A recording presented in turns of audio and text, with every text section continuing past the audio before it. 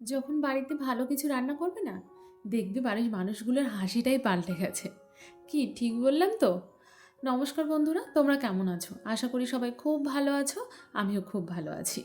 আজকে আবারও চলে এসেছি নতুন আরেকটা রেসিপি নিয়ে। আজকে বানাবো ধনেপাতা চিকেন। জানো তো, একই রকম মাংসের ঝোল খেতে খেতে বাড়ির সবাই যেমন বোর হয়ে গেছে, আমিও বোর হয়ে গেছি। তাই ভাবলাম আজকে একটু অন্যরকম কিছু বানানো যাক। যেহেতু ঘরে চিকেন ছিল, তাই ভাবলাম একটু ধনেপাতা চিকেনই বানাই।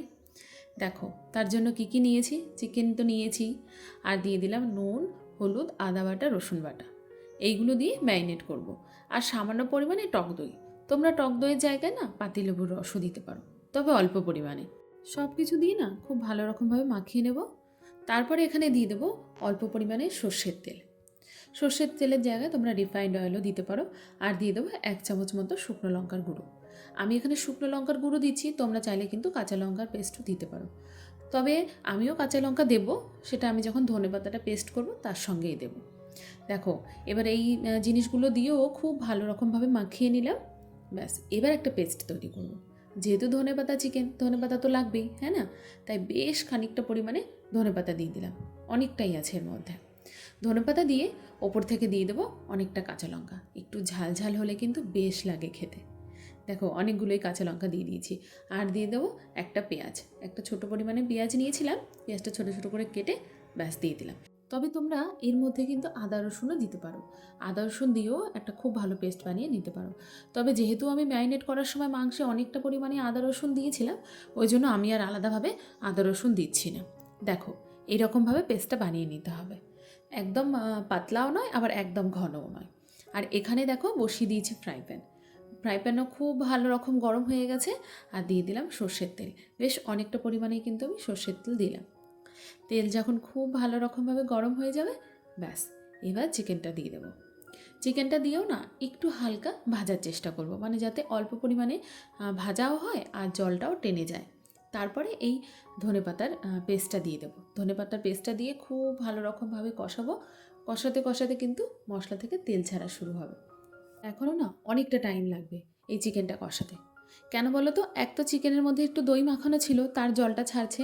আর তারপরে ধনেপাতার পেস্টের মধ্যে অল্প পরিমাণে জল ছিল, সেই জলটাও আছে, তাই জলটাও টানবে। তারপরেই তেলটা আস্তে আস্তে ছাড়বে। আর তাতে না কি হবে জানো তো, মাংসটাও অল্প পরিমাণে কিন্তু সেদ্ধ হয়ে যাবে।